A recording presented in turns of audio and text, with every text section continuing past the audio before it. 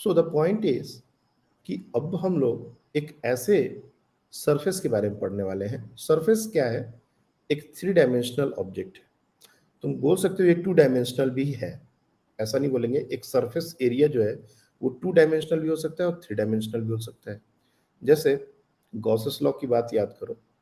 Gauss's law में अगर हम ओपन एरिया की बात करते थे, एक एक पेज ले लो, पेज हमारा टू डायमेंशनल फिगर है। और वही सोचो एक हॉलो स्फीयर है, वो एक थ्री डायमेंशनल सरफेस है। तो सरफेस दोनों तरीके के हो सकते हैं, टू डायमेंशनल, थ्री डायमेंशनल। यहाँ पर अलग अलग चार्ज डिस्ट्रीब्यूशन दिखाया गया। देखो यहाँ पर अगर तुम लोग देख रहे होगे तो देख, पहला जो है वो एक सिंगल पॉजिटिव चार्ज, दूसरा है एन इलेक्ट्रिक डाइपोल और तीसरा है टू इक्वल पॉजिटिव चार्ज। तो पिंक कलर में जो जिसमें एरोज लगे हुए हैं वो हमारा इलेक्ट्रिक फील्ड लाइंस है, कि इसके कारण इलेक्ट्रिक फील्ड लाइंस कैसी होती हैं। और ब्लू कलर में जो ड्रॉ किया गया है वो है cross section of equi potential surfaces.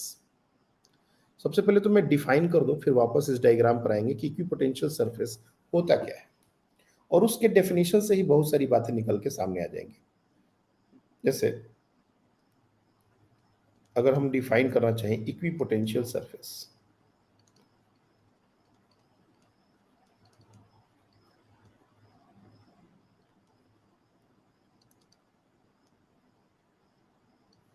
a surface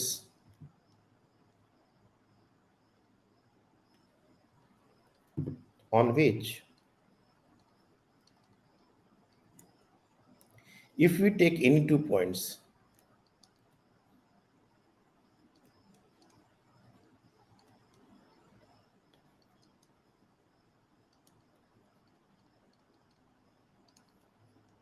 then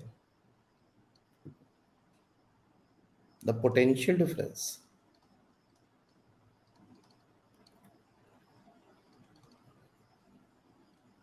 between them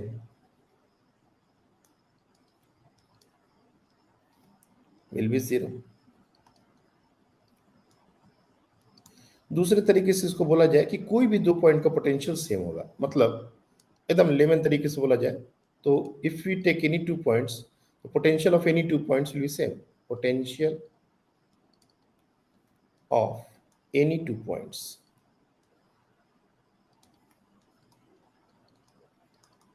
will be same. ऐसे सारे पॉइंट्स को मिला के एक सरफेस बनता है जिसको हम लोग इक्विपोटेंशियल सरफेस बोलते हैं। अब ये दिखता कैसा है? देखो यहाँ पर पॉइंट चार्ज के लिए समझना बहुत आसान है। ये जो ब्लू कलर्स में कंसेंट्रिक सर्कल्स तुमको दिख रहे हैं, एक्चुअली ये स्फीयर्स हैं, दे आर नॉट सर्कल्स। ये क्रॉस सेक्शन है ना, लिखा हुआ है cross section of equipotential surface. अगर एक्चुअली 3D में बात करें तो ये सारे स्फीयर्स हैं, स्फेरिकल शेल। अगर ये देखा जाए तो ये स्फेरिकल शेल है, स्फेरिकल शेल। कैसे? कोई भी एक शेल हो, जैसे ये वाला शेल, ये तो पॉइंट चार्ज से यहाँ पर जो डिस्टेंस होगा, यहाँ पर जो डिस्टेंस होगा, यहाँ पर जो डिस्टेंस होगा, हर पॉइंट तो सेम डिस्टेंस पर है। और एक पॉइंट चार्ज के कारण पोटेंशियल क्या होता है? K Q by R. Excuse मी।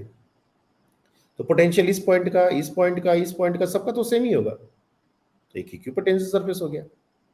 दूसरी जो इंपॉर्टेंट बात है, अगर तुम गौर से देखोगे तो अंदर वाले जो पोटेंशियल इक्विपोटेंशियल सरफेसेस हैं, पोटेंशियल को हम लोग वोल्ट में मेजर करते हैं, तो अंदर में जो शेल है उसका पोटेंशियल ज्यादा लिया हुआ है। देखो अंदर में ये 70 वोल्ट किसका लिखा हुआ है? अंदर में वाला। उससे बाहर जा रहे हैं तो थोड़ा कम हो रहा है, उससे और आगे जा रहे हैं तो और कम हो रहा है। ये बहुत सिंपल से समझा जा सकता है कि पोटेंशियल हमारा के क्यू बाई आर है, और आर बढ़ेगा तो पोटेंशियल तो छोटा होना ही पड़ेगा। एक तो यहां से समझ सकते हो। दूसरा, हमने एक लाइन लिखवाई थी कि इन the direction of electric field potential decreases. तो तुम चार्ज से इलेक्ट्रिक फील्ड के लाइन में जैसे जैसे बढ़ते जाओगे पोटेंशियल घटता जाएगा। तो इक्वी पोटेंशियल सरफेसेस जो हैं वो तो हम कंसेंट्रिक शेल्स हैं, लेकिन हर शेल का अलग अलग पोटेंशियल है। अगर सेल का रेडियस छोटा है तो उसका पोटेंशियल 70-100 भी हो सकता है। अगर हमारा बिल्कुल पास ले ले, एकदम पास में चार्ज के, तो आर अगर जीरो कर दोगे तो पोटेंशियल इन्फिनिटी हो जाएगा। जैसे फील्ड इन्फिनिटी हो सकता था वैसा पोटेंशियल काइंड ऑफ इन्फिनिटी होगा। और जैसे जैसे दूर जाएंगे तो पोटेंशियल डिफरेंस जो है, पोटेंशियल जो है वो कम होता जाएगा। उसी तरह से यहां पर देखो, यहां पर एक डाइपोल है, दिस इज अ डाइपोल। अब डाइपोल में ये जो इक्विपोटेंशियल सरफेसेस है इस चार्ज के आसपास पहले देखो ध्यान से, तो ये सर्कल्स कंसेंट्रिक सर्कल नहीं है, ये थोड़ा सा डिस्टॉर्टेड है, थोड़ा थोड़ा डिस्टॉर्टेड है, बिल्कुल पहले वाले जैसा डायग्राम नहीं है ये। और ये जो बीच वाली लाइन है ये सबसे इंटरेस्टिंग लाइन है। एक्चुअली ये लाइन नहीं है, दिस इज अ प्लेन, इसको बोलते हैं equatorial plane, this is called equatorial plane. एक दिन इस पर हमने बताया था कि ये वो प्लेन है जिस पर इलेक्ट्रिक फील्ड परपेंडिकुलर होता है। एक्चुअली इस पूरे प्लेन पर electric field will be like this, opposite to the direction of electric field. ये हमारा इलेक्ट्रिक फील्ड का डायरेक्शन। तो ये हमारा वो प्लेन है, दिस इज अ प्लेन। अगर थ्री डिमेंशन अगर देखना हो तो ये कुछ ऐसा दिखेगा, ये ऐसा, कुछ ऐसा ये प्लेन दिखेगा, ऐसा ऐसा। सामने से देखने पर ये बिल्कुल लाइन के जैसा दिख रहा है। और यहाँ पर तो थोड़ा कॉम्प्लेक्स है, ये लोग बहुत अच्छे से इमेजिन नहीं कर पाएंगे। ये थ्री डायमेंशन में, ये तो क्रॉस सेक्शन है। थ्री डायमेंशन में अगर ये शेप को रियलाइज करोगे तो ये आलू जैसा, पोटैटो, अलग अलग शेप के पोटैटो की तरह ये थ्री डायमेंशनल डायग्राम बनेंगे। तो इक्विपोटेंशियल सरफेस जो होते हैं ये टू डायमेंशनल भी हो सकते हैं और डायमेंशनल भी हो सकते हैं। अगर एक और डायग्राम मैं अपने मन से तुमको बनाना चाहूँ तो इनफाइनाइट लाइन चार्ज, ये इनफाइनाइट लाइन चार्ज के कारण जो इक्विपोटेंशियल सरफेसेस होते हैं वो कुछ ऐसे सिलिंड्रिकल होते हैं, सिलिंड्रिकल होते हैं ऐसा। कोएक्सियल सिलेंडर बोलते हैं इसको, इनको बोला जाता है कोएक्सियल सिलेंडर। सबका एक्सिस सेम है, कोएक्सियल सिलेंडर। और ये इनफाइनाइट लाइन चार्ज है, infinite line charge, this is called coaxial cylinder.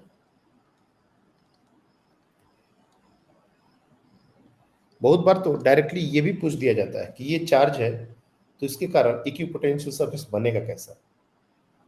तो ऑब्वियस सी बात है कि ये टू इक्वल पॉजिटिव चार्ज वाला जो केस है इसका शेप स्टैंडर्ड शेप नहीं है, इसलिए ये नहीं पूछा जाएगा।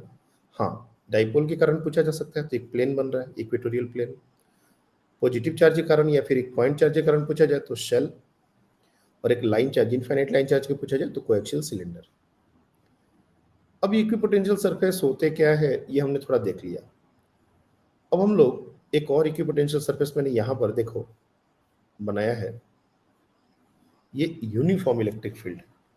ये जो ये एक इक्विपोटेंशियल सरफेस है, plane, this is an equipotential surface.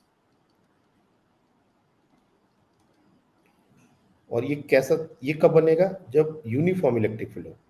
ये इलेक्ट्रिक फील्ड हमारा यूनिफॉर्म इलेक्ट्रिक फील्ड है।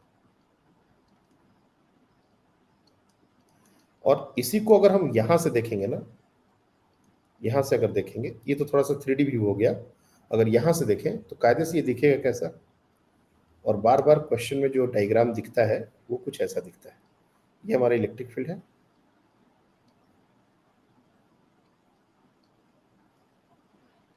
जो इक्विपोटेंशियल सरफेसेस दिखेंगे वो कुछ ऐसे दिखेंगे, लाइक दिस।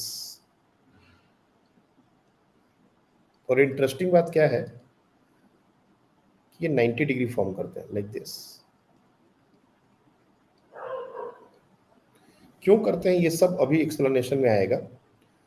दूसरी बात है कि इलेक्ट्रिक फील्ड का जो डायरेक्शन है देख लो, अगर हम इसको पोटेंशियल अपने मन से साइन करना चाहते हैं, जैसे मान लो तुमको बोला गया अपने मन से पोटेंशियल साइन करो, तो अगर हमने इसको 100 लिख लिया, एक रेफरेंस लेट्स से 100, तो इसको हमको 80 लिखना पड़ेगा, इसको हमको 60 लिखना पड़ेगा। क्यों? अगेन वही बात है, इन the direction of field potential decreases. दूसरी बात, अगर ये सेपरेशन सेम है तो पोटेंशियल का भी उतना ही लॉस दिखाना पड़ेगा। जैसे ये दोनों पोटेंशियल सर्फ इक्विपोटेंशियल सर्फेस के बीच का गैप है डी, और इनके बीच का भी गैप है डी, तो 100 से 80 हुआ तो 80 से 60 ही होना पड़ेगा। अगर 2D होगा तो 40 का ड्रॉप दिखाना पड़ेगा। ये क्यों होता है ये सब पर अभी डिस्कशन होना बाकी है, लेकिन ये सब चीजें अब हम लोग को ध्यान में रखनी पड़ेंगी। क्यों होता है ये समझने के लिए मैं फिर से उस एक्सप्रेशन को लेता हूं जहां से ये पूरी कहानी स्टार्ट हुई थी। That is v2 minus v1 is equals to minus E dot D R integral.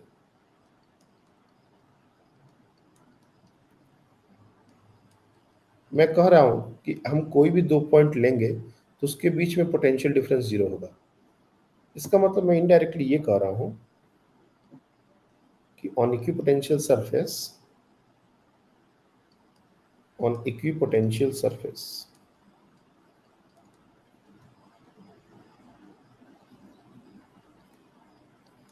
v2 minus v1 ये दोनों पॉइंट अगर उसी पर हों तो ये जीरो हो जाएंगे। That means E dot D R integral is zero. फिर से वही बात आ गई कि ई डॉट डी आर इंटीग्रल का जीरो, ये अगर किसी को लगता हो कि ये मीन करता है कि E is equal to zero, E is equal to zero mean करता है, तो ये गलत है। इसका मतलब तो हर इक्विपोटेंशियल सरफेस और फील्ड जीरो हो जाना चाहिए, नहीं, ये गलत है। ये भी एक ऑप्शन हो सकता है, लेकिन यही होगा ये गलत है। देयर आर सम केसेस जहां पर ई जीरो है और जिसके कारण ई डॉट डी आर जीरो हो गया, जैसे कंडक्टर के अंदर, शेल के अंदर, ये बात होता है। लेकिन हर जगह जहां पर भी E dot D R zero होगा वहां पर हम ई को जीरो कर रहे हैं, ये सही नहीं है। ई नॉन जीरो है, और अगर ई नॉन जीरो है और E dot D R zero है, इसका मतलब सीधा सीधा यही है कि E and D R perpendicular to each other.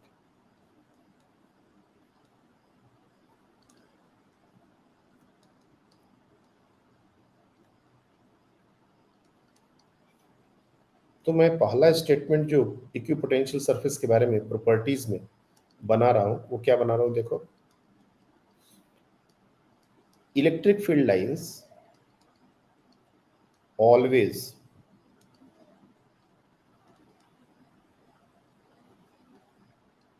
B perpendicular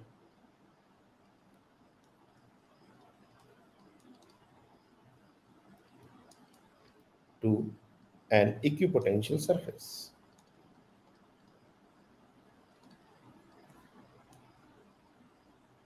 कोई भी इक्विपोटेंशियल सरफेस हम ड्रॉ करते हैं तो इलेक्ट्रिक फील्ड उसके ऊपर परपेंडिकुलर ही होना। जैसे अभी जितने भी हमने डायग्राम यहाँ ड्रॉ किए हैं, तुम गौर से देखोगे ये बात हर जगह सेटिस्फाई हो रही है। पहला, तुम शेल को लेके देखो तो इलेक्ट्रिक फील्ड हर जगह 90 डिग्री बना ही रहा है, इसमें तो कोई डाउट ही नहीं है। इवन इक्वेटोरियल प्लेन पर तुमको पता है कि फील्ड लाइन का डायरेक्शन कैसा होता है, और वो प्लेन पर वो परपेंडिकुलर होगा। थर्ड वाला सिनेरियो में चूंकि हम शेप बहुत ज़्यादा श्योर नहीं है, इसलिए इसमें एक्सप्लेन कर पाना मुश्किल है, लेकिन यहाँ पर भी वही चीज़ है। कहीं भी तुम इलेक्ट्रिक फील्ड पर उस सरफेस को 90 डिग्री ही, ये जो डायग्राम ड्रॉ किया गया है ये इंश्योर कर रहा है हर जगह 90 डिग्री बन रहा है। और हमने जो चौथा अपने से बनाया है, इसमें भी ये बात जस्टिफाई हो रही है, क्योंकि इससे जो लाइंस निकलती हैं वो कुछ ऐसे निकलती हैं, इस तरह से निकलती हैं। और इस तरह से जब लाइंस निकलेंगी तो ये सरफेस पर 90 डिग्री ही बनाएंगी, इसमें कोई दो राय नहीं है। हर जगह ये परपेंडिकुलर ही होंगी। तो इक्वी पोटेंशियल सरफेस पर इलेक्ट्रिक फील्ड लाइंस हमेशा परपेंडिकुलर होंगी। क्यों? अगर कोई क्यों, तो माइक ऑन करके बताओ ये स्टेटमेंट क्यों वैलिड है या क्यों ट्रू हो रहा है।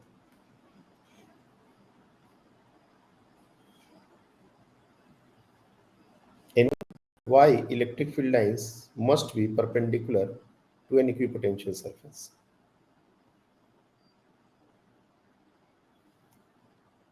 बताइए, कौन कौन बता सकते हैं? Raise your hands. ओके, बहुत सारे बच्चों का हैंड रेज हो रहा है और आवाज नहीं आ रही, मतलब तुम लोग का माइक अभी भी नहीं कर रहा है। श्रद्धा, एक बार आप माइक ट्राई करो, हो सकता है आपका। निर्दय, आप भी ट्राई कर सकते हो, माइक वर्क कर सकता है।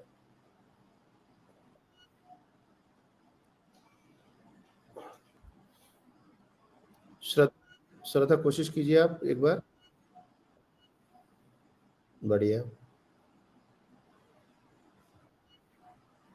नहीं हो रहा। चलिए नीरल आप ट्राई करो तो। नीरल आप देखो तो माइक ऑन हो रहा है क्या आपका?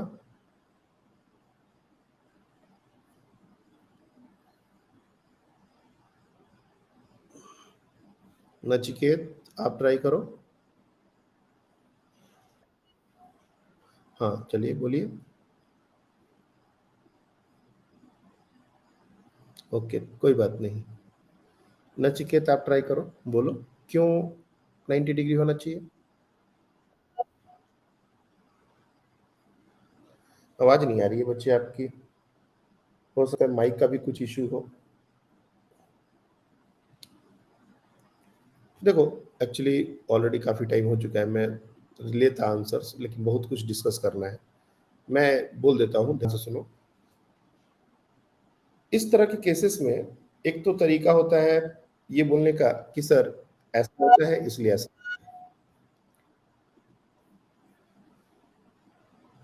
दूसरा जो तरीका होता है जिसको हम लोग ज्यादा अब यूज करने वाले हैं उसको बोलते हैं कॉन्ट्राडिक्शन।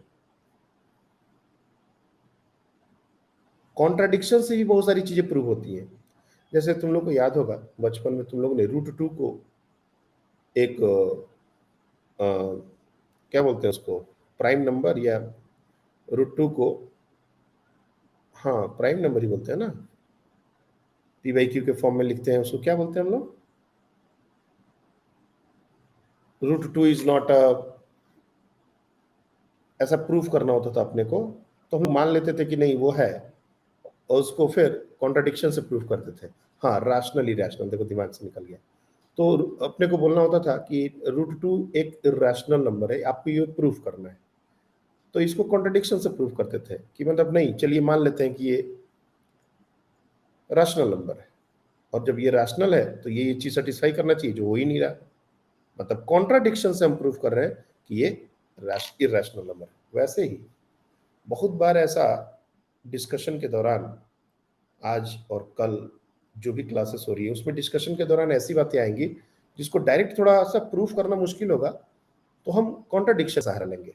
जैसे हमने तुमसे पूछा कि परपेंडिकुलर क्यों, तो मान लो कि नहीं होगा, ऑलवेज ही परपेंडिकुलर, ये जब स्टेटमेंट हम बना रहे हैं तो नहीं है। नहीं है तो ठीक है, तो फिर हम ये स्टेटमेंट लिख सकते हैं v2 minus v1 is equal to minus E dot D R integral. और जब ई और डी आर परपेंडिकुलर नहीं है तो कुछ ना कुछ इलेक्ट्रिक फील्ड का कंपोनेंट उस प्लेन के लॉन्ग बनेगा। जैसे मान लो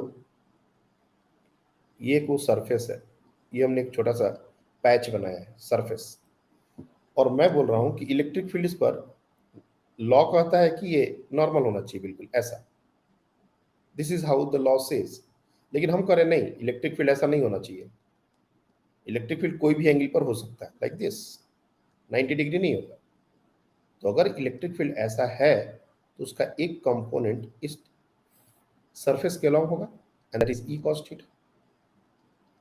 और अगर electric field E cos theta, electric field का एक कंपोनेंट सरफेस के अलॉन्ग हो गया, तो कभी भी E dot D r non zero होगा। E dot D R zero ही नहीं हो सकता, क्योंकि ई कॉस ऑफ थीटा जब नॉन जीरो हो गया तो डी आर मल्टीप्लाई करेंगे कैसे हो जाएगा? ये जीरो तभी होगा जब इसका कोई कंपोनेंट सरफेस के अलॉन्ग बने ही ना। इस इस डॉट प्रोडक्ट को जब तोड़ोगे तो क्या बन रहा है? E D R cos theta. अब मैं कह रहा हूं कि ई cos of theta into D R. Now this, what is this is the component of electric field along the surface। और हम ये अगर जीरो नहीं करेंगे तो डी आर तो कभी जीरो होगा नहीं। तो मल्टीप्लीकेशन कैसे जीरो हो गया? अब तो वेक्टर भी नहीं है, इसका मतलब ये जीरो होना पड़ेगा। और ये कैसे जीरो होगा? ये तो जीरो नहीं है, मतलब कॉस थीटा को जीरो होना पड़ेगा। और कॉस थीटा को जीरो होने का मतलब ये कि थीटा 90 डिग्री होना पड़ेगा। There is no other alternative. मतलब इक्विपोटेंशियल सरफेस पर हमारा इलेक्ट्रिक फील्ड हमेशा परपेंडिकुलर होता है, पहला पॉइंट। और जब भी कभी कोई इलेक्ट्रिक फील्ड लाइंस दी गई हो और हमसे बोला जाए कि इस पर एक इक्विपोटेंशियल सरफेस ड्रॉ कीजिए, तो हमको इंश्योर करना है कि हम जब भी ड्रॉ करें तो ऐसा ड्रॉ करें ताकि 90 डिग्री का वाला कंडीशन हर जगह सेटिस्फाई हो। अब मैंने यहाँ पर अपने हाथ से एक इक्विपोटेंशियल सरफेस ड्रॉ किया, तो ये ऐसा दिख रहा है, लेकिन हमने किया ऐसा है, ये जो डायग्राम में दिख रहा है ना, ये ऐसा प्लेन ड्रॉ किया है, बस सामने से देखने पर ये ऐसा दिखेगा, और इलेक्ट्रिक फील्ड लाइन्स हर जगह उस प्लेन के परपेंडिकुलर है। और इस प्लेन पर हर जगह का पॉइंट का कोई भी पॉइंट ले लेते हैं, अगर ये पॉइंट लो, ये पॉइंट लो, कहीं भी कोई पॉइंट ले लो, इन सबके पोटेंशियल सेम है। क्यों? क्योंकि अगर हम यहाँ से यहाँ जाएंगे तो इलेक्ट्रिक फील्ड का कोई भी कंपोनेंट उसके अलॉन्ग बनेगा नहीं, 90 डिग्री है, तो ई डॉट डी आर जीरो होएगा ही होएगा। तो इक्विपोटेंशियल सरफेस पर अगर हम मूव करते हैं किसी चार्ज को लेके, तो वर्क डन जीरो होता है, पोटेंशियल डिफरेंस है ही नहीं। और वर्क डन हमारा होता है v2 minus V one into Q. जब v2 माइनस वी वन ही जीरो है, तो वर्क डन क्या होगा? तो चार्ज को हम बिना किसी वर्क डन के मूव कर सकते हैं, और इलेक्ट्रिक फील्ड हमेशा परपेंडिकुलर होता है। ये हमारे इक्विपोटेंशियल सरफेस का सबसे बड़ा इंपॉर्टेंट पहलू है। अब बार बार इलेक्ट्रिक फील्ड बिल्कुल हॉरिजॉन्टल दे दिया जाए, ऐसा कोई जरूरी नहीं है। कैसा दिया जा सकता है? देखो, मान लो ये हमारा एक्स वाई प्लेन है, एक्चुअली ये होता 3D में है, लेकिन कभी कभी क्वेश्चन 2D में पूछ देते हैं, हमारा अप्रोच चेंज नहीं होगा। ये मान लो एक 2D प्लेन है, और यहाँ पर इलेक्ट्रिक फील्ड दी गई है कुछ इस तरह से। देखो, ऐसे क्वेश्चन ही बहुत सारे तुमको मिल जाएंगे।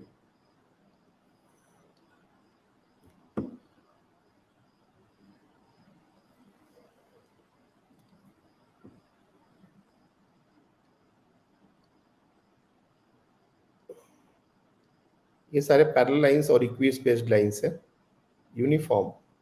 मैं कोशिश कर रहा हूँ यूनिफॉर्म इलेक्ट्रिक फील्ड दिखाने की। ये सारे एंगल्स बराबर है, ये सारे एंगल्स बराबर है। तुम किसी को ले सकते हो, लेट से 53 डिग्री ले लो, और ये जो एक्स एक्सिस को जो कट कर रहे हैं ना, ये इक्वल डिस्टेंस पर है। ये सोचो ओरिजिन ही है, ये ओरिजिन है हमारा, ये वाला लाइन ओरिजिन से पास कर रहा है। और ये सोचो 10 सेंटीमीटर, ये मान लो 20 सेंटीमीटर, ये मान लो 30 सेंटीमीटर। ऐसा कोई भी डेटा लिया जा सकता है, कोई दिक्कत नहीं है। ये हमारा स्पेस में इलेक्ट्रिक फील्ड दिया हुआ है, और इलेक्ट्रिक फील्ड का वैल्यू कितना है? इलेक्ट्रिक फील्ड इज लाइक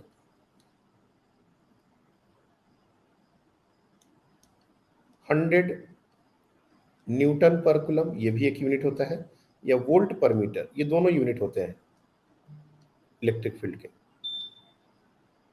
तुम जो मर्जी ले लो, दोनों जानना है, ये दोनों यूनिट्स हो सकते हैं। अब ये इलेक्ट्रिक फील्ड है, तुमसे पूछा जाएगा कि इस पे इक्विपोटेंशियल सरफेस कैसा दिखेगा। इस इलेक्ट्रिक फील्ड के लिए इक्विपोटेंशियल सरफेस कैसा दिखेगा? तो हमेशा हमको याद रखना है, हमने ऑलरेडी एक यूनिफॉर्म इलेक्ट्रिक फील्ड के लिए इक्विपोटेंशियल्स ड्रॉ किए हैं। ये कुछ प्लेन है जो कि उस इलेक्ट्रिक फील्ड के परपेंडिकुलर होते हैं। यहाँ पर वो प्लेन कैसे दिखेंगे? तो यहाँ पर वो प्लेन मैं ग्रीन से दिखा रहा हूँ, यहाँ पर वो प्लेन दिखेंगे समथिंग लाइक दिस।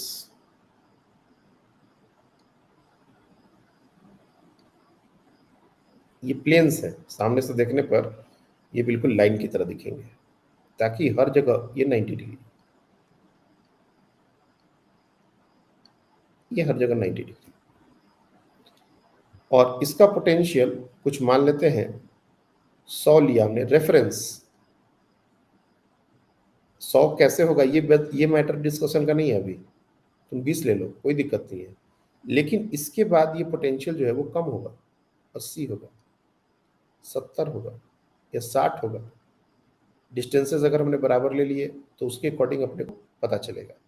लेकिन इन the direction of electric field potential decreases, ये बात हमारी जस्टिफाई होनी चाहिए। कभी कभी उल्टा देता है, कभी कभी तुमको इक्विपोटेंशियल सरफेसेस दे देंगे। जैसे हमने क्या किया अभी, हमने अभी आपको इलेक्ट्रिक फील्ड दिया और उस पर बोला कि इक्विपोटेंशियल्स ड्रॉ कीजिए। और एंगल के बारे में अगर मैं बात करूं तो एंगल क्या होगा? तो देखो ध्यान से, ये हमारा इलेक्ट्रिक फील्ड का डायरेक्शन था, और ये एंगल 53 डिग्री थी, दिख रहा होगा सब लोग को। ये 53 डिग्री थी और ये 90 डिग्री है। मतलब इक्विपोटेंशियल सरफेस जो है वो एक्स एक्सिस के साथ कितना एंगल बना रहा है? तो ये 53 प्लस 90, 53 प्लस 90, ये हमारा एंगल हो जाएगा किसी भी इक्विपोटेंशियल सरफेस का एक्स एक्सिस के साथ। तो हम एंगल ही बता सकते हैं।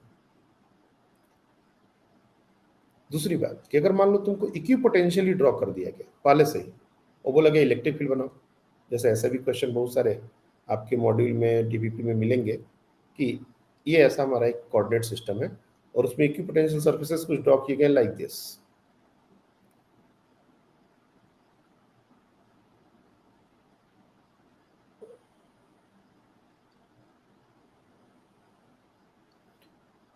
ये इक्वी स्पेस्ड हो सकते हैं, अलग अलग हो सकते हैं, इसका कोई लेना देना खास नहीं है, बस पैरेलल होने चाहिए। ये हमारी इक्विपोटेंशियल सर्फेसेस है। वैल्यू भी दिया जाएगा 40, 50, 70। Let's assume this. बोला गया कि ये इक्विपोटेंशियल सर्फेसेस हैं और एंगल के बारे में, जैसे ये एंगल हमको दे दिया गया 30 degree. Let's assume this 30 degree. ये सारे 30 डिग्री है, सारे 30 डिग्री है। और हमसे अब पूछा जाएगा कि इसके लिए इलेक्ट्रिक फील्ड इस रीजन में कैसा है, बताइए। What is the value of electric field? तो एक बात तो पहले हमको समझ में आनी चाहिए कि जब भी हम प्लेन्स की बात करते हैं और पैरेलल प्लेन्स की बात करते हैं तो इलेक्ट्रिक फील्ड यूनिफॉर्म होगा। Equipotential surface uniform electric field के लिए प्लेन होता है, अदरवाइज ये कुछ अलग अलग शेप के होंगे जो पहले हमने देखे थे। तो यहाँ पर अगर मैं प्लेन बना रहा हूँ और पैरेलल प्लेन बना रहा हूँ तो ये तो बात तय है कि इस रीजन में इलेक्ट्रिक फील्ड यूनिफॉर्म होगा। यूनिफॉर्म इलेक्ट्रिक फील्ड होना ही पड़ेगा इन दिस रीजन। दूसरी बात कि इलेक्ट्रिक फील्ड इस इक्विपोटेंशियल के परपेंडिकुलर होना चाहिए, मतलब लाइक दिस और लाइक दिस। ऐसा हमारा इलेक्ट्रिक फील्ड में कोई एक तरफ होना चाहिए। यानी कि अगर मैं इलेक्ट्रिक फील्ड का मैग्नीट्यूड कुछ भी हो, अगर सिर्फ डायरेक्शन की बात करूं तो ये 90 डिग्री का ये एंगल है और ये 30 डिग्री है, तो ये एंगल हमारा हो जाएगा 60 डिग्री। तो इलेक्ट्रिक फील्ड का जो ओरिएंटेशन है एक्स एक्सिस के साथ वो 60 डिग्री पर होगा। 60 डिग्री उधर या 60 डिग्री इधर, ये अपने को डिसाइड करना है। बस मेरे को कोई क्लास का बच्चा अभी अगर समझ रहा हो पूरी बात को तो बस ये बता दे कि ये 1 वाले की तरफ होना चाहिए या 2 वाले की तरफ।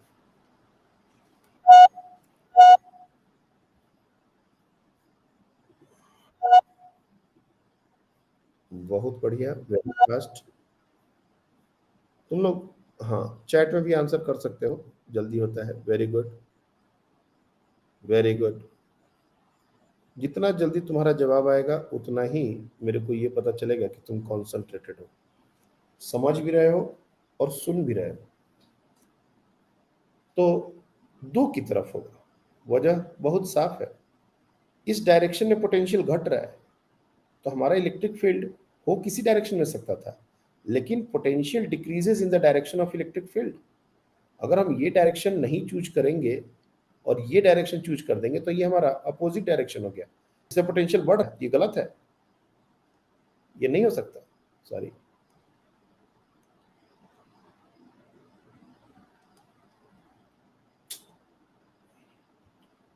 इतना बड़ा मार्कर कैसे हो रहा है ये?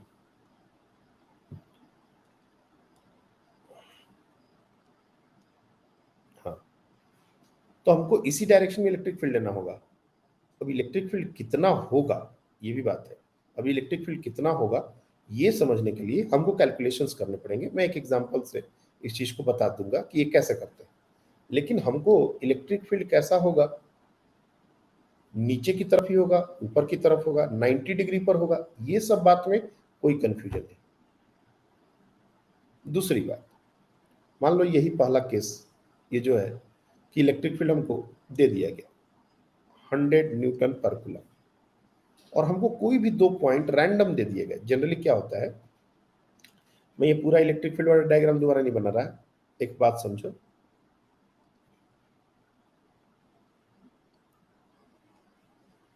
ये हमारा कोऑर्डिनेट सिस्टम है, इस रीजन में यूनिफॉर्म इलेक्ट्रिक फील्ड है, यूनिफॉर्म इलेक्ट्रिक फील्ड है और मैं एक डायग्राम ड्रॉ कर रहा हूँ। क्यों? बहुत बड़ा बड़ा डायग्राम ड्रॉ करने में टाइम बढ़ी जा रहा है। मान लो ये है 37 डिग्री और इलेक्ट्रिक फील्ड इस रीजन में जो मैग्नीट्यूड दिया गया है वो दिया गया है 100 न्यूटन पर कूलम और हमसे पूछा गया कि 2 पॉइंट्स हैं। Now that 2 point doesn't matter कि वो कहाँ कहाँ है। जनरली क्या किया जाता है, एक पॉइंट को एक्स एक्सिस पर ले लेते हैं 4, 0 और एक को वाई एक्सिस पर ले लेते हैं 5, 0, 5। अपने मर्जी से तुमको जो मर्जी ले लो, ये पॉइंट है ए और ये पॉइंट है बी, किसी को भी ये ले लो, किसी को भी बी ले लो, और तुमसे पूछा गया find V A minus B B और V B minus B A, ये मैटर नहीं करता, क्या निकालना है ये मैटर नहीं करता, डिफरेंस निकालना है बस, ये मैटर करता है। ऑब्वियस सी बात है, दोनों के आंसर में फर्क आएगा, दोनों का आंसर माइनस से डिफर रहेगा, लेकिन पॉइंट ये है कि निकालने का तरीका एक ही है, ए माइनस बी करें या बी माइनस ए करें, we have to go by same approach. तो सबसे पहले जैसे जो बच्चा थोड़ा स्मार्ट होता है वो क्या करता है, एक बार इन दोनों को ज्वाइन करता है। ध्यान से सुनना इस बात को, एक जनरल तरीका क्या है, पहले जनरल तरीका सुनो। अगर मान लो इस क्वेश्चन को अपने को जनरल तरीके से सॉल्व करना है, मतलब हमको कुछ नहीं पता इक्वी पोटेंशियल बला बला बला, हम क्या करेंगे, इस इलेक्ट्रिक फील्ड को वेक्टर फॉर्म में लिखेंगे। कैसे? E is equal to 100 cos 37 I cap plus 100 sin 37 J cap. अब इसमें cos 37 का वैल्यू 4/5, sin 37 का वैल्यू 3/5 पुट करके कितना आ जाएगा, तो 20 20 चौके 80, 80I प्लस 60J, ये इलेक्ट्रिक फील्ड आ गया, कांस्टेंट है, यूनिफॉर्म है। और हमको पोटेंशियल डिफरेंस निकालने का फॉर्मूला पता है, अगर हमको इलेक्ट्रिक फील्ड दिया जाए तो क्या है formula, V2 minus V1। Now कौन सा निकालना है, चलो VA माइनस VB निकालो, ये VA माइनस VB निकालना है। चलिए अगर हम लिखेंगे VA माइनस VB, तो इसका मतलब ये हुआ कि A फाइनल पोजीशन है और B इनिशियल पोजीशन है। हमेशा हम लोग जो पोटेंशियल डिफरेंस लेते हैं लेफ्ट साइड में, फाइनल माइनस इनिशियल लेते हैं, that is equal to minus times E dot D R. कहाँ से कहाँ तक, तो हमने कहाँ से कहाँ तक लेके गए हैं, बी से ए तक लेके गए हैं, तो यहाँ पर बी, यहाँ पर ए, ये लिखना पड़ेगा। ये ध्यान से ये सब समझो, ये छोटी छोटी बारीकियां हैं। हमने बी ए माइनस बी किया तो ये फाइनल पॉइंट है, ए इज आवर फाइनल पॉइंट और ये हमारा इनिशियल पॉइंट है। तो जो इनिशियल पॉइंट है वो लोअर लिमिट रहेगा ना, और जो फाइनल पॉइंट है वो अपर लिमिट रहेगा। माइनस तो ये फॉर्मूला का, इसको छोड़ना नहीं है। बहुत बार बच्चे, मतलब बहुत जगह किताबों में बहुत टीचर इस बात को प्रीफर करते हैं कि तुम इसको मल्टीप्लाई करके उसको उल्टा कर दो और हटा दो माइनस। मैं इसको प्रीफर नहीं करता, एकदम नहीं, गलत है ये। गलत इन द सेंस कि मतलब तुम कंफ्यूज हो जाओगे, यू डोंट हैव टू, है तो है माइनस। अब इसके आगे कैसे प्रोसीड करें, तो सबसे पहले वर्क एनर्जी पावर अगर तुमको याद हो तो डी आर को हम लोग लिखते हैं D x i plus d y जे। अगर ये 3 डायमेंशन का इलेक्ट्रिक फील्ड होता तो प्लस डी जेड के भी लिख देते, लेकिन चूंकि दो ही है, आई और जे है, इसलिए के लिखने का जरूरत नहीं है। अब तुम क्या करो, minus 80I plus 60J dot d x i plus d y j. और अब लिमिट कैसे डालेंगे, तो बी पॉइंट का एक्स और वाई लिमिट क्या होगा, तो देखोगे बी पॉइंट हमारा कहाँ पर है, एक्स एक्सिस पर है, तो 4,0 4,0 और वाई एक्सिस का 0,5। इस तरह से हमने लिमिट डाल दिया। अब आगे प्रोसीड करते हैं, माइनस तो बाहर रहेगा ही। अब तुम देखोगे 80I और ये डॉट प्रोडक्ट हम निकालते हैं तो A1 A2 B1 B2 C1 C2, यानी कि 80D x sorry plus 60DY ये आएगा, और 4,0 0,5। अब इसको दो पार्ट में तोड़ सकते हैं, माइनस को बाहर ही रहने दो।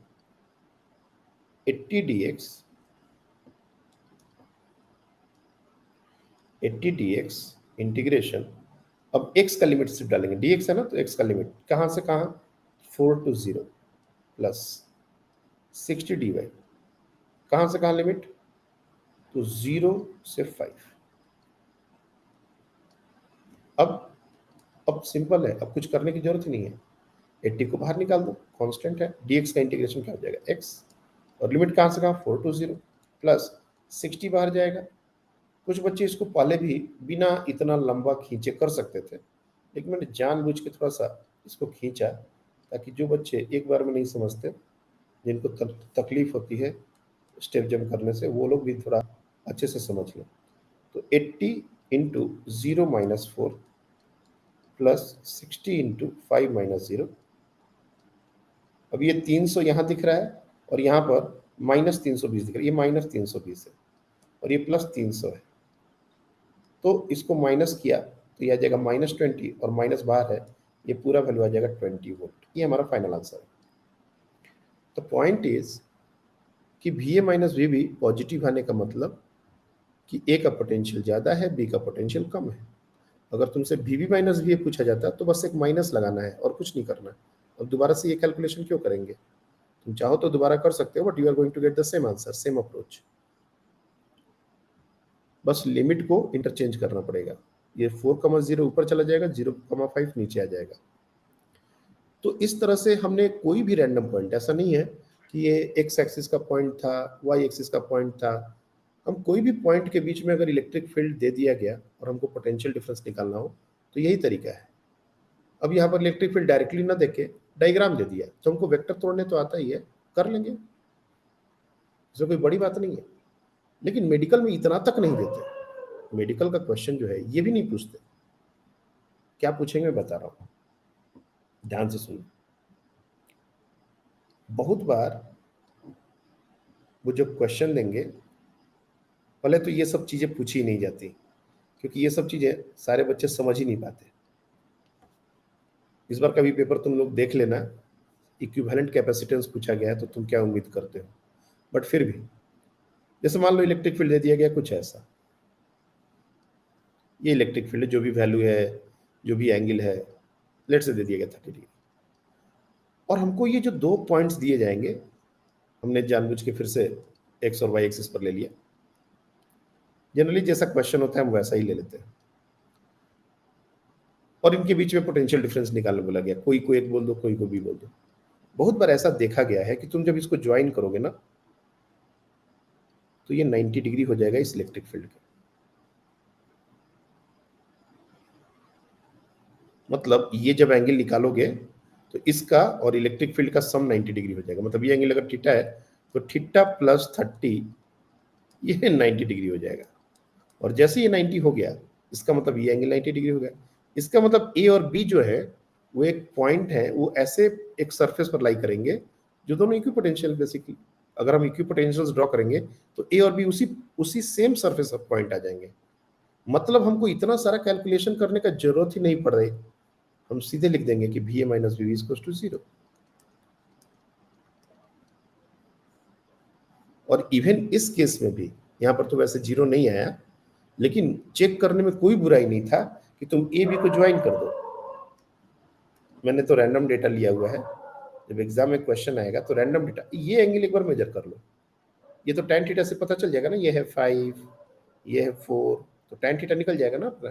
तो tan थीटा निकल जाएगा तो ये एंगल निकल जाएगा, ये एंगल और ये 37 डिग्री। अगर कहीं गलती से दोनों का सम 90 हो गया तो ये 90 हो जाएगा, और ये 90 हो गया तो मतलब ये इक्विपोटेंशियल सरफेस के पॉइंट है, मतलब पोटेंशियल डिफरेंस 0 हो जाएगा। ज्यादातर क्वेश्चन ऐसे ही दिए जाते हैं। लेकिन ये बारीकी तो उसको समझ आएगा ना जो ये सारी बातें समझ रहा हो, नहीं तो बच्चे तो देख के, ये डायग्राम देख के भाग जाएंगे। तुमको लगता भी है कि ये बच्चे ऐसे क्वेश्चन अटेम्प्ट करते हैं? अच्छा एक बात बताओ, तुम लोग की क्लास में तो ये सारी चीजें डिस्कस हो गई हैं, इस पर टाइम दिया था टीचर? ये जो चीज मैं अभी सिखा रहा हूँ आज तुम लोग को बताया था? इंजीनियरिंग में मुझे लगता है बताया होंगे, मेडिकल में नहीं बताया होगा। बताया था?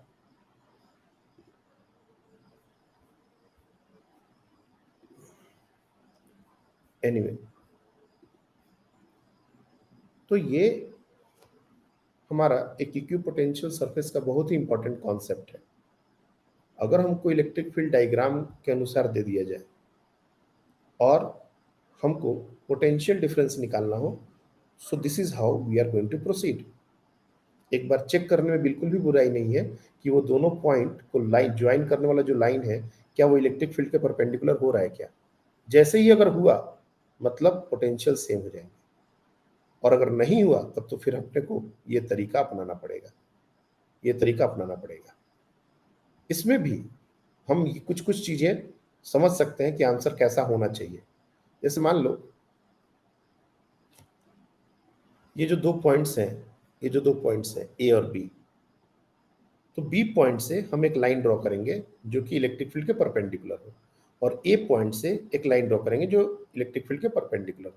मैं क्या बोल रहा हूँ, ध्यान से देखो, पुराना ही क्वेश्चन, जो क्वेश्चन है उसी पर हम आगे बढ़ रहे हैं। ये हमारा पॉइंट था 4,0 और ये हमारा पॉइंट है 0,5, और इलेक्ट्रिक फील्ड सिर्फ मैं दोनों जगह दिखा दे रहा हूँ। कितना एंगल बन रहा था एक बार देख लो, 37 डिग्री। हाँ 37 डिग्री ना, हाँ। तो ये दोनों जगह पर मैं इलेक्ट्रिक फील्ड के डायरेक्शन को सिर्फ दिखा दे रहा हूँ ताकि मेरा डिस्कशन थोड़ा सा फ्रूटफुल हो। ये हमारा इलेक्ट्रिक फील्ड कुछ ऐसा है यहाँ पर, और ये एंगल है 37 डिग्री, और यहाँ पर भी कुछ ऐसा है, और ये एंगल है 37 डिग्री। तो समझदार लोग क्या करते हैं कि जानबूझ के यहाँ पर एक लाइन परपेंडिकुलर इसके ड्रॉ करेंगे जो इस पॉइंट से पास कर जाए, और एक परपेंडिकुलर लाइन यहां से पास करेंगे। अब ये पॉइंट क्या था, एक बार मैं नाम देख लेता हूं। हाँ, नीचे ऊपर वाला पॉइंट ए था, नीचे वाला पॉइंट बी था। ये पॉइंट हमारा ए था और ये पॉइंट बी था। मैंने ये डायग्राम सही ड्रॉ किया है कि नहीं, ये भी अभी समझने का बात है। सुनते रहो, पहले बात समझो। तो क्या किया हमने हमने दोनों पॉइंट से इलेक्ट्रिक फील्ड के परपेंडिकुलर लाइंस ड्रॉ कर दी। अब हम देख रहे हैं कि इलेक्ट्रिक फील्ड का ये डायरेक्शन है, this is the direction of electric field. तो ए का पोटेंशियल ज्यादा होना चाहिए, बी का पोटेंशियल ज्यादा होना चाहिए। ऑब्वियस सी बात है, बी का पोटेंशियल ज्यादा होना चाहिए, बी का पोटेंशियल ज्यादा होना चाहिए, और ए का पोटेंशियल हमारा बाद में तो कम होना चाहिए। अगर हमसे भी ए माइनस भी भी पूछा गया, इसका मतलब ये निगेटिव होना पड़ेगा, और अगर हमको भी बी माइनस भी ए पूछा गया तो ये पॉजिटिव होना पड़ेगा, क्योंकि इन the direction of electric field potential decreases. तो ए के कॉरेस्पॉन्डिंग जो इक्यू पोटेंशियल हमने ड्रॉ किया, उन सारे पॉइंट्स पर पोटेंशियल तो सेम होगा, वो सारे पॉइंट बाद में है। बी के कॉरेस्पॉन्डिंग जो इक्यू पोटेंशियल ड्रॉ किया, जिस पर हर पॉइंट पर पोटेंशियल सेम होगा, वो पीछे है, तो उसका पोटेंशियल ज्यादा होना चाहिए। तो यहाँ पर जो हमने ड्रॉ किया है, जो हमने फिगर आउट किया है, वी माइनस वी पॉजिटिव, यानी कि हमने ये डायग्राम गलत ड्रॉ किया है। अगर हम कायदे से 90 डिग्री पर ये ड्रॉ करें तो ये डायग्राम ऐसा नहीं होगा। देखो, अगर तुम ड्रॉ करोगे ना, मैंने थोड़ा सा गड़बड़ किया है, ये जो डायग्राम होना चाहिए वो 90 डिग्री ऐसा होना चाहिए, सॉरी,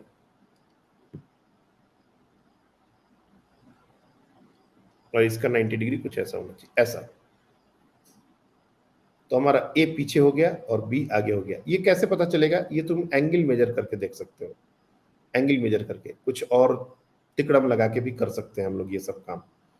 जैसे मैथ्स वाले जो बच्चे होते हैं ना, वो ये सब बहुत जल्दी कर लेते हैं, कोऑर्डिनेट ज्योमेट्री जिनको थोड़ा बहुत आता है, तो हम देख के बता सकते हैं कि कौन सा पॉइंट आगे रहने वाला है, कौन सा पीछे रहने वाला है। तो आंसर मेरा निगेटिव आना चाहिए कि पॉजिटिव आना चाहिए। और एक बार जैसे ये फिगर आउट हुआ, ऑप्शन में से सीधे सीधे दो ऑप्शन एलिमिनेट हो जाएंगे। जैसे मान लो बी ए माइनस बी तुमसे अगर पूछेगा ना, दो पॉजिटिव में आंसर रहेंगे, दो निगेटिव में रहेंगे। तुमने अगर डिसाइड कर लिया कि भाई हमारा आंसर पॉजिटिव रहने वाला है, तो दो ऑप्शन गायब, निगेटिव रहना, दो ऑप्शन गायब। तो कम से कम हम इतना सारा कैलकुलेशन करने से तो बच जाएंगे। और बाकी अगर हमको एकदम से वैल्यू निकालना है, समय है मेरे पास, तो करो, कोई दिक्कत नहीं। तो इस तरीके से दो पॉइंट के बीच का पोटेंशियल डिफरेंस निकाला जा सकता है। एक लास्ट बात, अगर ये एक यूनिफॉर्म इलेक्ट्रिक फील्ड है,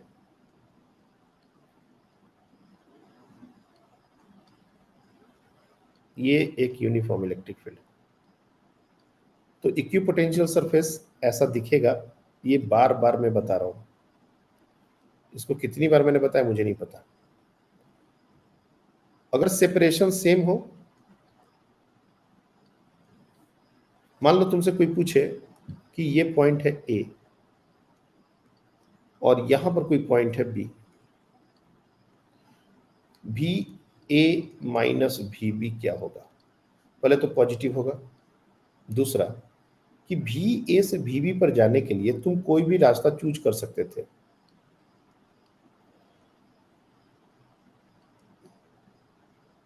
तीसरा रास्ता सीधे सीधे ऐसा भी हो सकता था,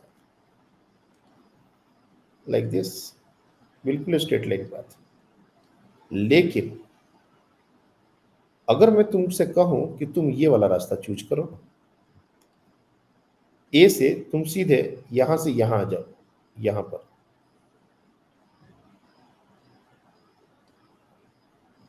तो यहां से यहां पोटेंशियल का ड्रॉप होगा, पोटेंशियल गिरेगा, in the direction of electric field potential decreases. तो अगर इस पॉइंट, अगर ये है पॉइंट, मान लो इलेक्ट्रिक फील्ड का वैल्यू मैं ले लेता हूँ, E is equal to let say 50 volt पर मीटर। तो यहाँ पर ये डिस्टेंस है 10 सेंटीमीटर, ये सारे 10 सेंटीमीटर के पॉइंट्स हैं, ए भी इनके बीच का सेपरेशन 10 सेंटीमीटर है। तो ए और ये यहाँ पर हमने कोई पॉइंट ले लिया डी, तो ए और डी के बीच का पोटेंशियल डिफरेंस कितना होगा? तो ए हायर पोटेंशियल पर होगा और बी लोअर पोटेंशियल पर होगा, ये बात हमने डिसाइड कर ली। मैग्नीट्यूड कितना होगा? तो E इंटू डी। क्यों?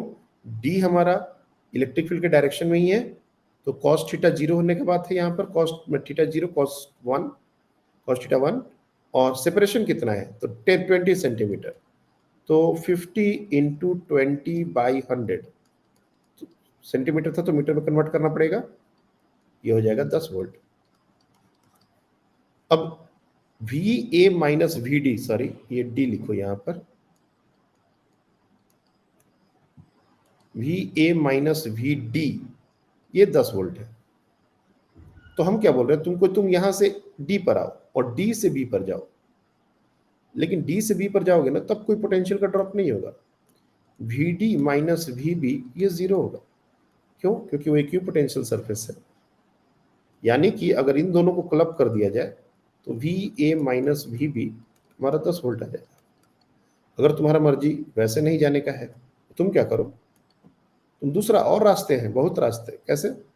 ए से यहां आ जाओ, लेट से ये पॉइंट है पी, ए से पी पर आने पर कोई पोटेंशियल का ड्रॉप नहीं होगा। क्यों? इक्वी पोटेंशियल है ना।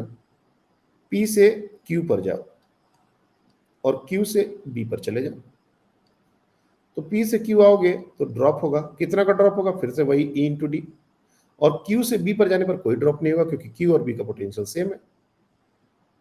तो जब भी कभी ऐसा सिचुएशन आता है कि हमको एक पॉइंट का पोटेंशियल और दूसरे पॉइंट के पोटेंशियल के बीच पोटेंशियल डिफरेंस निकालना हो, तो हम लोग इस तरीके से भी सोच सकते हैं कि हम लोग वैसा पाथ लें जो इलेक्ट्रिक फील्ड के अलोंग हो और परपेंडिकुलर हो। किसी और पाथ पर जाएंगे तो हमको फिर कॉस थीटा निकालना पड़ेगा, उसका वैल्यू डालना पड़ेगा, लेकिन हम इन the direction of electric field जाएंगे तो कॉस जीरो हो जाएगा, परपेंडिकुलर जाएंगे वहां पर कॉस थीटा का वैल्यू ही जीरो हो जाएगा। तो ये काम हमारा बहुत आसान हो जाएगा। आई होप कि ये सारे डिस्कशंस आपको समझ में आ गए होंगे। Anyone still want to ask anything? Ask मी।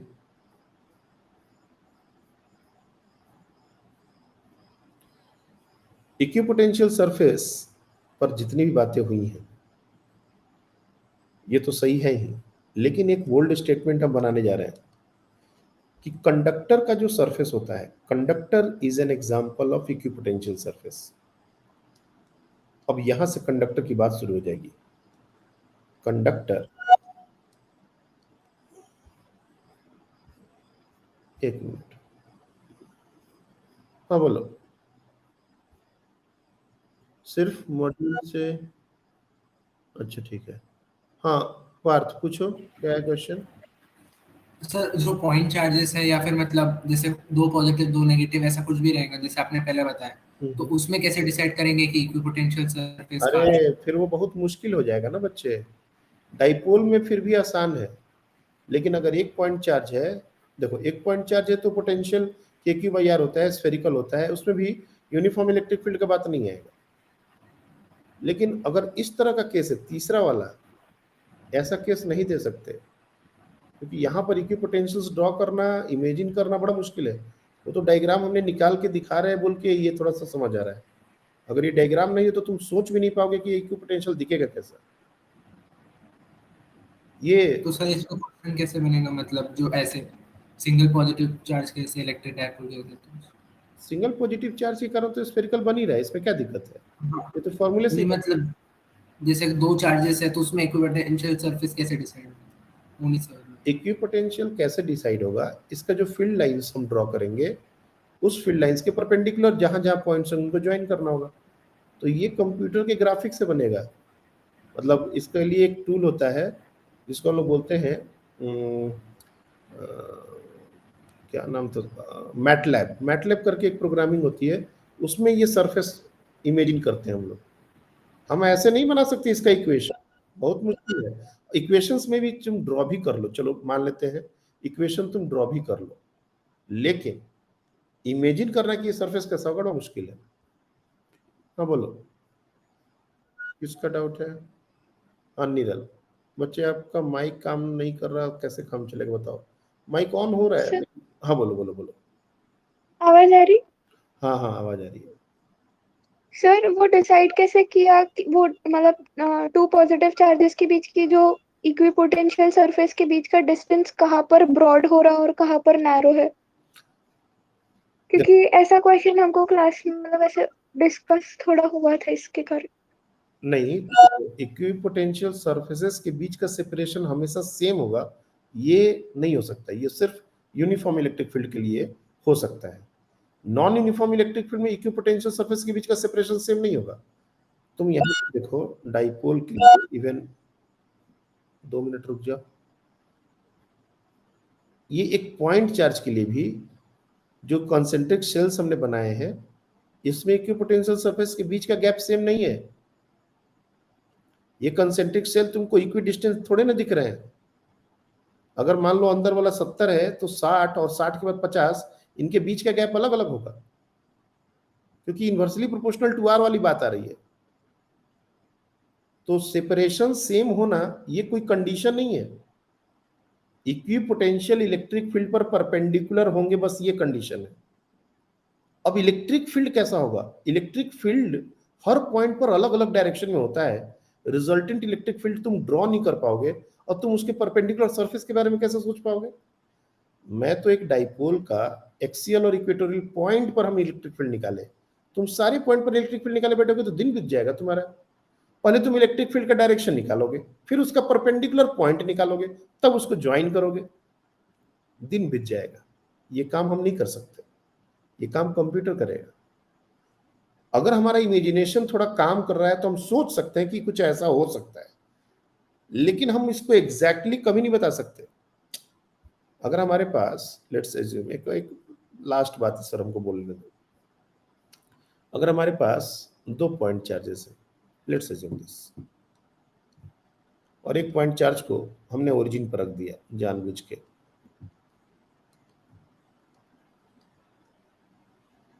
ये ओरिजिन पर है, ये है हमारा Q1, ये हमारा चार्ज Q2, और हमको इक्विपोटेंशियल्स ड्रॉ करने हैं।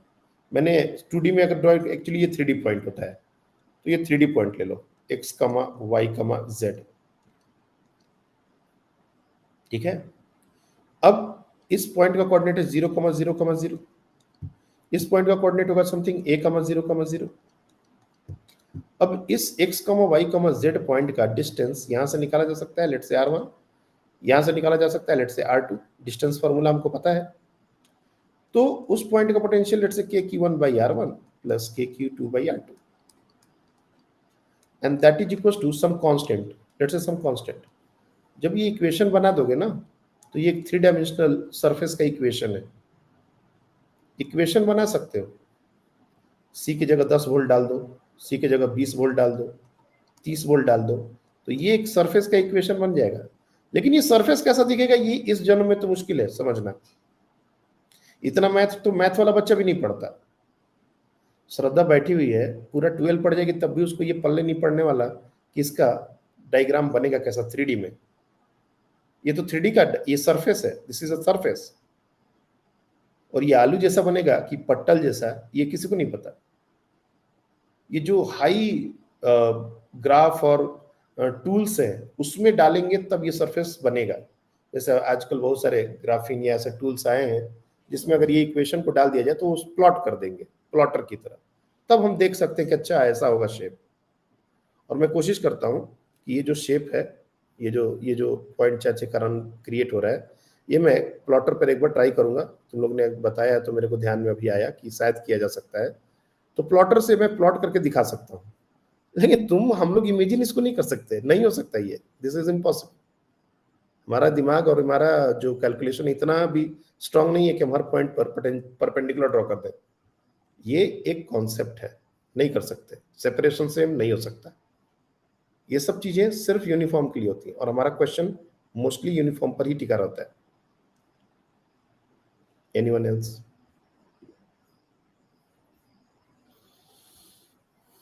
चलो, स्फीयर के पास में ज्यादा रहेंगी क्या इलेक्ट्रिक फील्ड लाइंस जिस चार्ज है, अगर एक सिंगल चार्ज को लिया तो इलेक्ट्रिक फील्ड लाइंस उसके आसपास में ज्यादा रहेंगी, दूर जाते जाते इलेक्ट्रिक फील्ड इंटेंसिटी कम होती जाएगी। स्टेटमेंट बोलना गलत बात है। इलेक्ट्रिक फील्ड लाइंस क्या, इलेक्ट्रिक चार्ज के पास इलेक्ट्रिक फील्ड लाइंस की डेंसिटी ज्यादा होगी। इलेक्ट्रिक फील्ड लाइंस कम ज्यादा नहीं होती, चार्ज से जितनी लाइंस निकल रही हैं उतनी ही लाइंस बाहर भी जाएगी। उस पॉइंट चार्ज के पास डेंसिटी ऑफ लाइंस ज्यादा होंगी, वहां पर फील्ड ज्यादा होगा, तो पोटेंशियल ज्यादा तेजी से घट रहा होगा।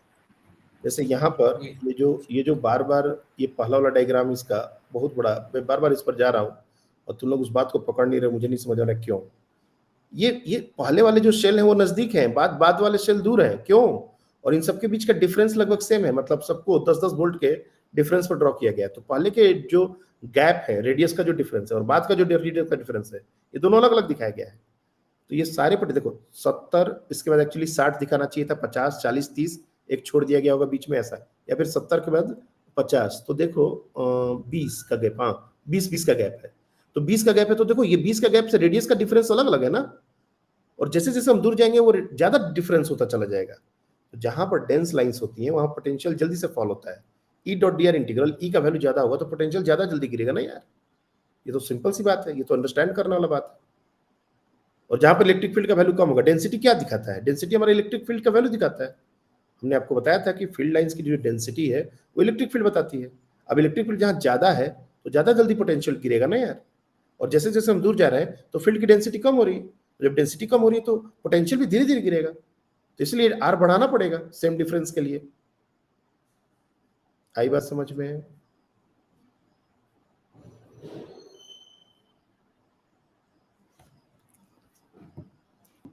Conductor is an example of equipotential surface.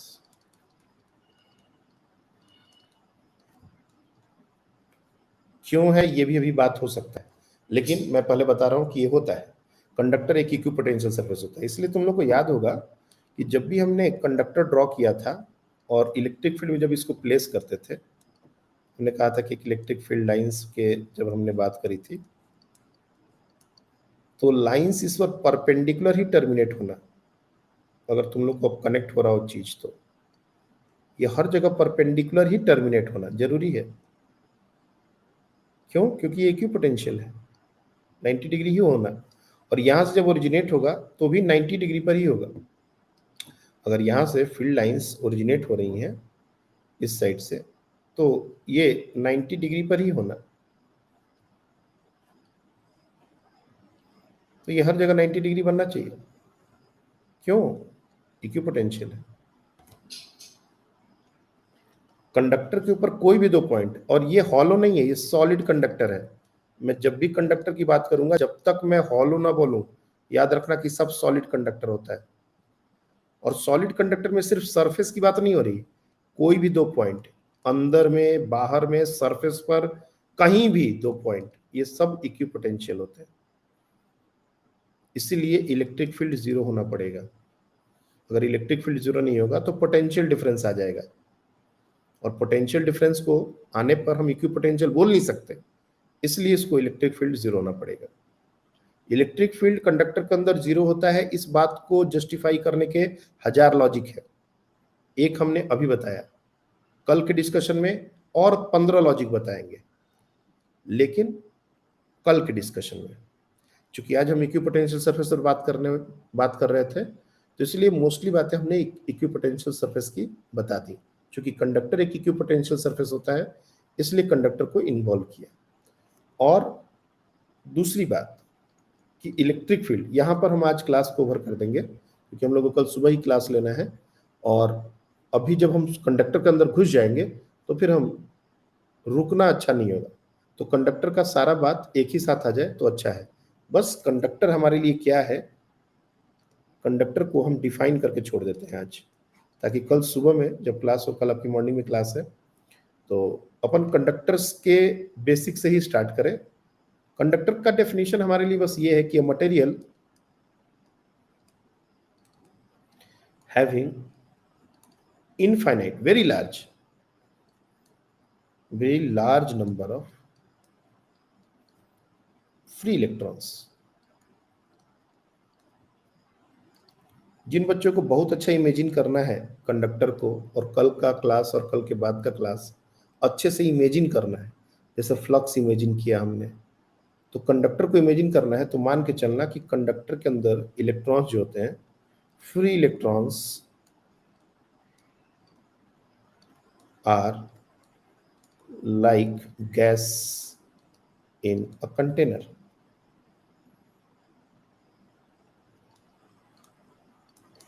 Container के अंदर जैसे गैस मॉलिक्यूल्स होते हैं ना, वैसे ही हमारा इलेक्ट्रॉन जो होता है वो कंडक्टर के अंदर होता है, रैंडम मोशन, और ये रैंडम मोशन करता रहता है, और जैसा जरूरत होगा वैसे अपने आप को ओरिएंट करेगा।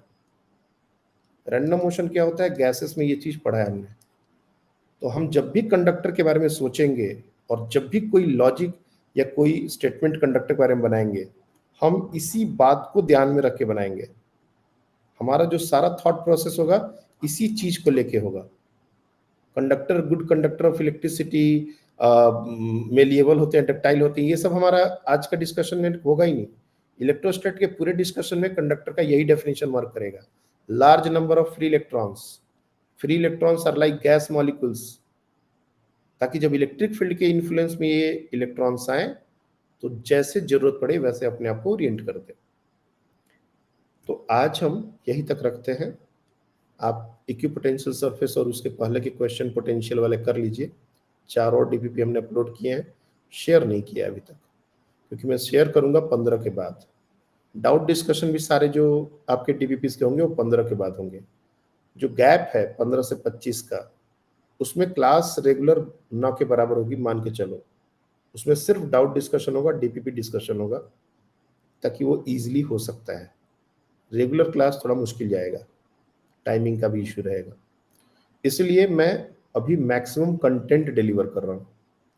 क्वेश्चंस का डिस्कशन नहीं होगा ऐसा नहीं है, 15 के बाद होगा। 15 के बाद सिर्फ डिस्कशन ही होगा, कंटेंट आगे नहीं बढ़ेगा। इसलिए अभी 2-3 दिन लगातार हमको पढ़ना है, और चूंकि आकाश में तुम लोग का ये टॉपिक हो गया है तो ये चीज पढ़ने में भी कोई दिक्कत नहीं होनी चाहिए।